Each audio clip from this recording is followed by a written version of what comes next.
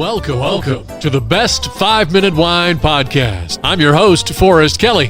From the seed to the glass, wine has a past. Our aim at the Best 5-Minute Wine Podcast is to look for adventure at wineries around the globe. After all, grape minds think alike. Let's start the adventure. Our featured winery is... We venture to Arizona and Callaghan Vineyards. In the mid-'70s, a soil scientist from the University of Arizona, Dr. Gordon Dutt, doing some research for a project that he was working on, was surprised to find that there were no wineries in the state, even though the soil composition was similar to Burgundy, France. After some funding, the wine business was born in Elgin and Sonoita area in Arizona. The state of Arizona has over 100 wineries, but the particular area we're talking about is 15, including...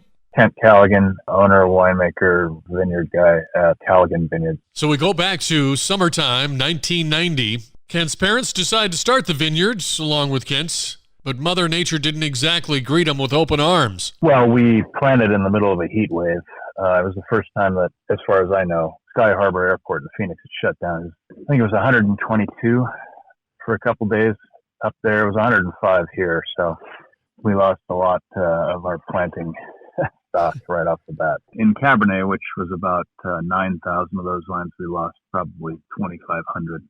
Yeah. Wow. Yeah, so it was kind of brutal.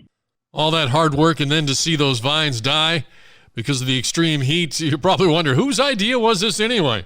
My dad's idea. He had been a home winemaker, so they bought this parcel and asked me if I wanted to help them plant a vineyard and start a winery. I was right out of college at that point, basically. So you graduate from college. Where'd you go to college?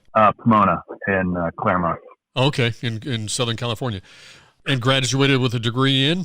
Philosophy. So from that to the current time, you've been doing this, let's see, do my math here, a little over 30 years. Yeah, 30 years, 30th vintage this year, and then 31st year growing. How big is pruning to the success of a vineyard? Oh, it's huge. In my opinion, it's the single most important thing that you do. You had to rank them. Explain why it's so critical.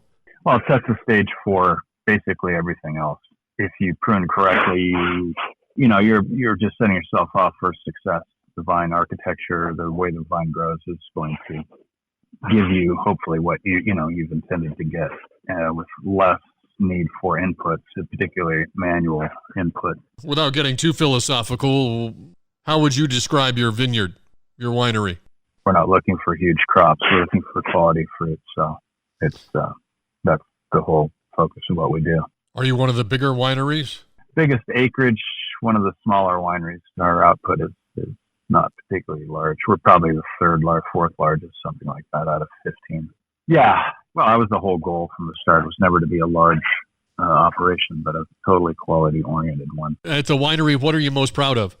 Well, a lot of things. I mean, just enjoy, I guess we're best known for reds. We're still experimenting. I mean, it's been quite a long journey in trying to figure out what varieties grow best, not only in Sonoita, where we are specifically, but on our specific site. And that is something that's still ongoing. It's been fun and somewhat, time-consuming, obviously, but mostly rewarding. So our best varieties, in my opinion, for this site and generally in Sonoita too at this point, Graciano, Petit Verdot, Tannat immediately come to mind. And for whites, we are really starting to lean towards Petit Manseng, which is the white variety that comes from the same area of southwestern France that Tannat comes from. We got into the business not knowing anything really about wine, but basically become a wine geek. So that's, to me, the most interesting thing about wine, learning about, other wines in particular, not just our own, but for the folks that are consumers that enjoy our wines, I think it's interesting for them to see, the library tasting we're going to do, to see how the wines age, what's done well, and how the vintages are different, because we definitely have vintage variation in Arizona in general, and particularly in Sonoita due to the monsoon rainfall that we get. Everything depends on how much rain falls, when it falls, if we have, cloud cover at critical times, when it's, veraison, that kind of thing. So all of those things affect, and that obviously affects your wine, not only a quality, but also the character of the vintage. Okay, due to time constraints, that concludes part one of our interview with Kent of Callaghan Vineyards. So that brings us up to our listener voicemail. Hello, this is Savannah from Corona, California.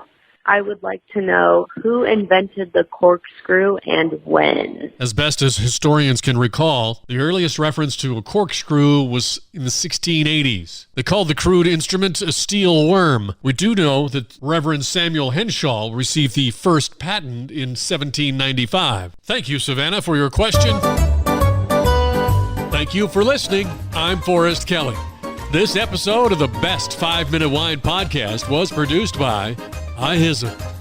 If you like the show, please tell your friends and pets and subscribe. Until next time, pour the wine and ponder your next adventure.